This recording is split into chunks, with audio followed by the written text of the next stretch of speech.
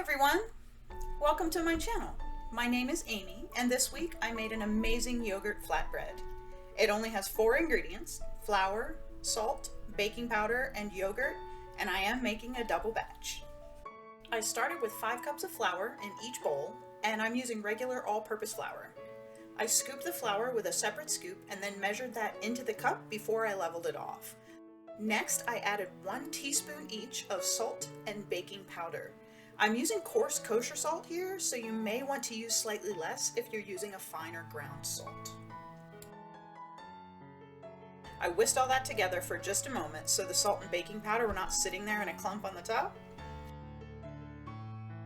I added 2 cups of yogurt to each bowl. I'm using regular yogurt, but I would think you could also use Greek yogurt for this recipe. You just don't want anything flavored though. I'm not really sure how that would turn out. I also became very happy that I had 2 tubs of yogurt.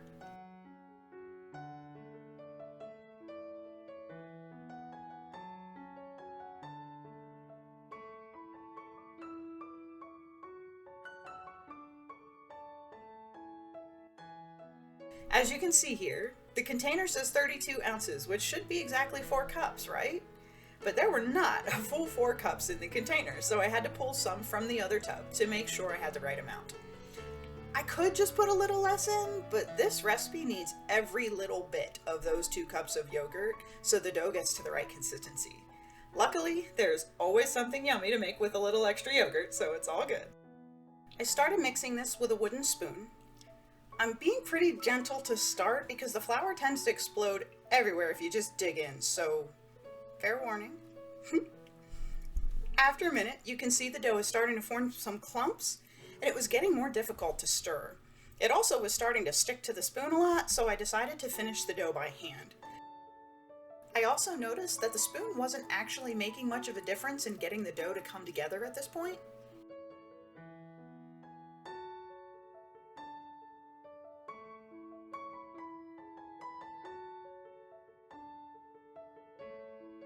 I wasn't actually kneading the dough, just getting everything combined and to get it to form a dough ball. You don't want to be too rough with this and activate the gluten, since we want this to be a flatbread and we don't want it to rise. When each batch of dough has come together in a ball, I cut each into 8 roughly equal pieces. You could weigh these out if you wanted perfectly equal pieces, but I don't need these to be perfect, so I just cut them into roughly the same size. The dough will be tacky, and it may stick to your hands a bit. If you need, you can always wet your hands a little to keep the dough from sticking to you too much. Then I made small dough balls out of each piece. I placed them all on a parchment-lined cooking sheet, wrapped it in a plastic wrap, and let the dough rest for about 20 minutes. It doesn't need to be tightly wrapped or completely airtight, you just want to keep the dough from drying out while it rests. If you don't let it rest though, the dough will try to shrink back up again when you try to roll it out. After 20 minutes, I floured my work surface and my rolling pin and went to work rolling these little dough balls into rounds. I floured the surface and the rolling pin pretty liberally since the dough will be a bit sticky.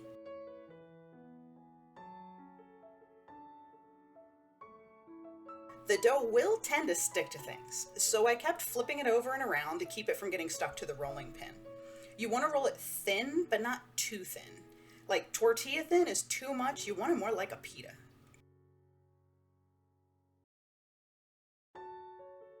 Continue rolling until all your little dough balls have been rolled out. I would also recommend putting slips of parchment paper in between each dough round, because they will try to stick together if more than 2 or 3 get piled on top of each other without something in between. This can also be fun to do as a team with a friend or a partner, with one rolling out the dough and one cooking it, especially if you make more than one batch of 8.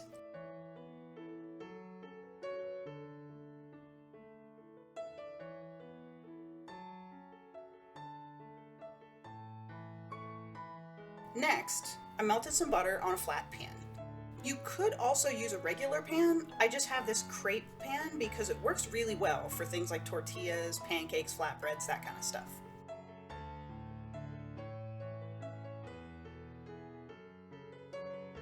You could cook these things just like tortillas. Just let it sit until the dough begins to bubble a little, and then flip it when you see the nice browned bubble spots on the bottom. As you can see, I have such a hard time staying away, and I tend to fidget with it a lot more than I should. But you can see that butter bubbling around the edge of the dough though. You can also use some oil if you would prefer to avoid the butter.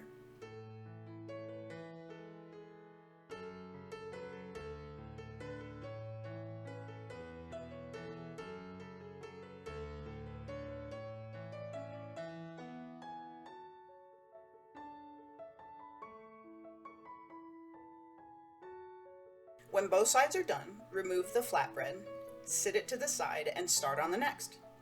The best way to keep these nice and soft is to wrap them in a clean kitchen towel to keep in the steam. And here they are. These are beautiful, soft flatbread rounds. These are still steaming. My husband always grabs one of these and eats it plain while it's still hot and steamy. They are soft and chewy, kind of like fresh pita, with a nice mild flavor from the yogurt. I usually keep some out in a bread bag and then freeze the rest. They freeze very well and they don't lose any flavor or elasticity when they're thawed.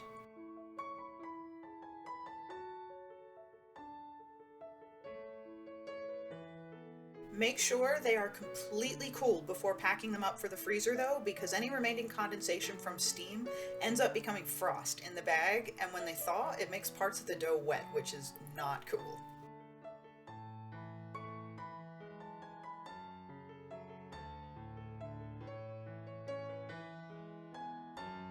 They are great for wraps, sandwiches, you can dip them in sauces or soups, but our favorite way to eat flatbread is homemade pizza. And these are perfect for personal size little pizzas. It's especially convenient when people are craving different things. And everyone has that one ingredient that is just wrong on pizza.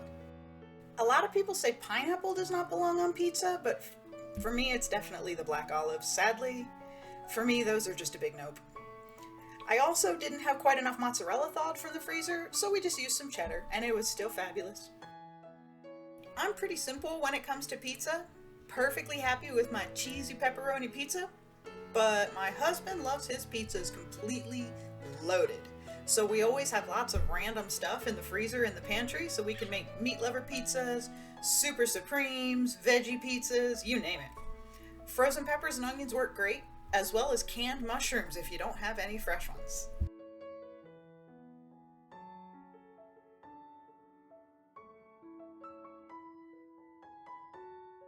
And there's those olives.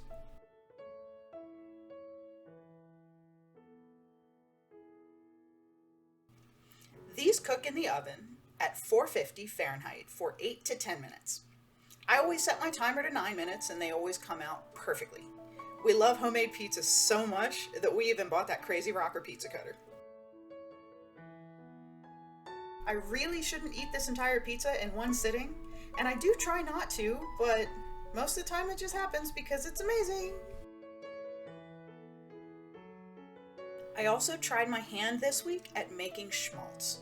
Schmaltz is the rendered fat from chicken, goose, or duck skin and fat. You start by cutting up the skin into small pieces, and this was not easy or very fun, to be perfectly honest. I think it would have been easier if the skin was partially frozen, but this was completely thawed. When it was all chopped up, I added a 1/4 cup of water to a pan and then added the chicken skin. I brought this to a boil and then turned the heat down to a simmer. Then it was just time, and a lot of it. The skin will begin to release its fat and the water will simmer off over time.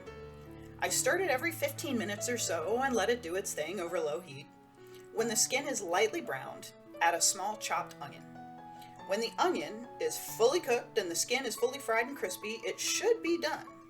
The liquid fat is the schmaltz, and the skin is crispy fried skin called gribeens.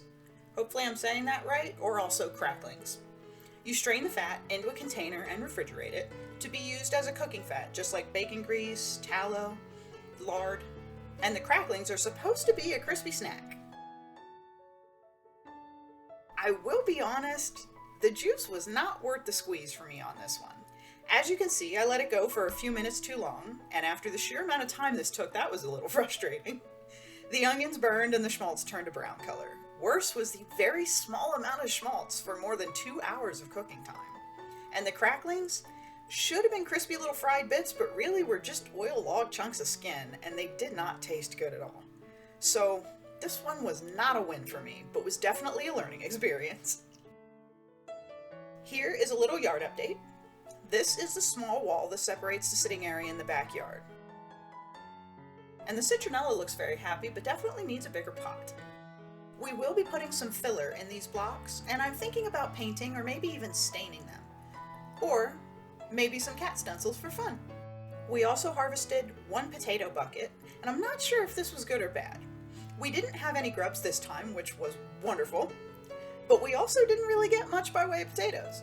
Maybe we harvested too early, or it was just stunted and didn't want to produce, but the harvest was pretty small. I have a bunch more potato buckets, and some of those look much happier and healthier than this one did, so hopefully we will get more potatoes from those. I am still happy for the potatoes we got though, and I do think that they will make a wonderful breakfast. We had a pretty busy week this week, but we were able to get some framing in for the grill area on the brick wall side, and also for the small outdoor sink we're installing right over that water spigot. There won't be any closed cabinets at the moment, since we currently have vents there that need to be able to vent. Maybe down the road, but for now it will be the grill, a small sink, and some counter space, which will be really convenient to have out here. And we plan to use the gray water from the sink for the garden, so no underground drain required. Thank you so much for watching this week. I hope you have a fabulous week and that you come back for more yummy food on Sunday. Bye!